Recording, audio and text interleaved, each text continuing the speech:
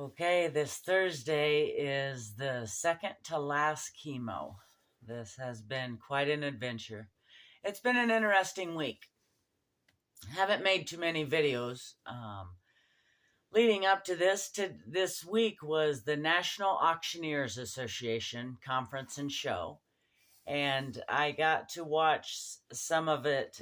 Some of the people that were competing. I had planned on. Kind of sneaking out there and signing up, and they have deadlines and everything, and it got to where it was kind of the deadline, and I thought, I went through this breast cancer. That's the one thing I want to do. I just want to get up on the stage and just enjoy it and enjoy the people. And I mean, it's an industry that has some of the most quality people in it. So anyways, I was determined in my head I was going to go. And there was a few things that kept me from going. And it wasn't in the cards this time. But I ended up being able to watch the other competitors tonight. And it was really neat. Those are my brothers and sisters in my occupation of being an auctioneer. Side note, my sciatica is out. So not only did everything not be in the cards for me to go, I had 4 doctor's appointments this week and my sciatica's out. So there would have been no possibility for me to go. Anyway, so that's my boo-hooing about that. I guess my point is, even when you're going through something, it doesn't automatically exempt you from other things that might not be real easy. But my point is, a lot of people reached out to me and let me know they were thinking about me and they loved me, and I really appreciated that. And a good friend of mine, Kathy Kingston, was honored into the Auctioneer Hall of Fame, and that was neat to see. So she deserved that, and that was really neat. So other than that, I did want to tell you about this thing. So I was at my mom's and sister's the other day. Or I was at my mom's, and my sister happened to stop by.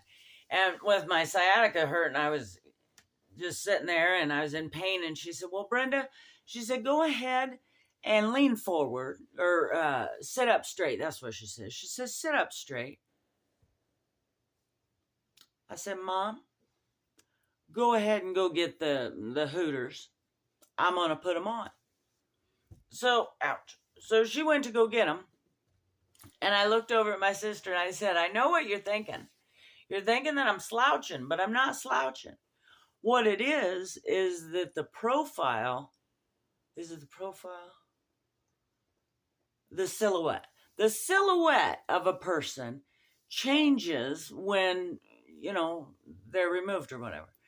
And I was okay with that. I mean, that was something that was brought to my attention when all this started and stuff. But that's, so anyways, long story short, Mom goes, and I don't know why I have my mom keep them. I don't know, I think they'll be protected or something. So she goes and goes and gets them, and I put them on, and I come back and I show my sister, and she said, oh my goodness. I mean, I was drop dead gorgeous to begin with, but you could tell with that's not profile, what is it called? Silhouette. The silhouette was much different. So anyways, I'm fine with my silhouette shows, but in my last chemo appointment that I go to, I'm actually going to wear the bosoms. So you'll be able to see that there really is a difference. I don't like when the sciatica hurts, but I believe I need some water, is what I believe. But I believe when the sciatica of your back hurts, it represents breast cancer a lot. I got to thinking about it. See, I've been using this walker. And I've never used a walker or a cane before. And now I'll never go without one because I think they are just peaches and cream. The walker allows me to stay stable, doesn't allow me to lean too much to the left or the right. And when your sciatica hurts, you have to focus on every movement, and kind of slows you down a little bit. I felt like for a minute I had this breast cancer thing figured out and I was getting all healed up. And then my back started hurting and it hasn't stopped hurting. I went to the chiropractor the other day. That was a hoot. See, I forget sometimes this has been going on for a year. And so I went in and I said, Mom, it's out. It was pretty obvious the way I was walking and stuff. And I went ahead and grabbed 2 suckers and I showed up and they ushered me on in and sat me down in his office. He comes in and I'm eating one of the suckers. He said, how you doing? I said, well, I dropped one of the suckers on the way in. I brought 2 and I knew I'd probably drop one. So I was sitting there eating the sucker. And he goes and sits down. He says, I haven't seen you for at least 2 years, it says. Has a lot happened? Well, I said, how much time you got? He said, about 5. I don't know what. I have a couple clients, 2 other clients, but other than that, I don't know how much time you need. I said, well, I can tell you in about 5 minutes. Well, will that be okay? And he says, yeah. So I give him the whole breast cancer story real quick, and I forget that you go through stages in your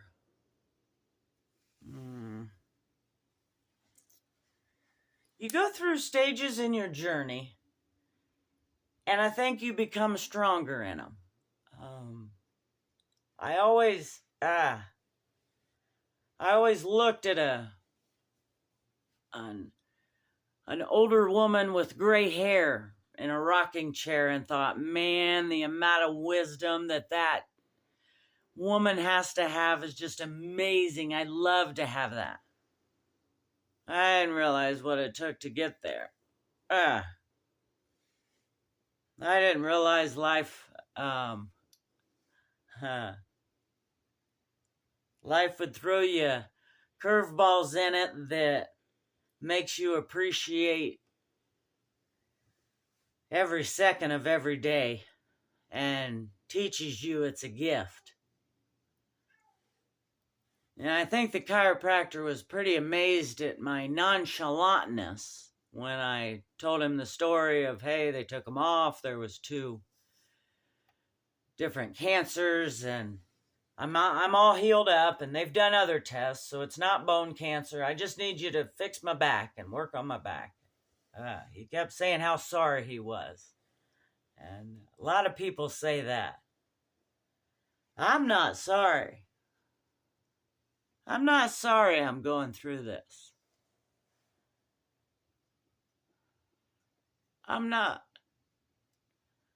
Now, I'd be real mad if I was going through it and Mom had it or my sister had it, but and I was the one taking care of them. But I feel like God has shown me so many blessings, and He has opened my eyes to allow me to know that I don't have the control that I thought I had, and that it's okay, because the grace that He gives and the love that He gives,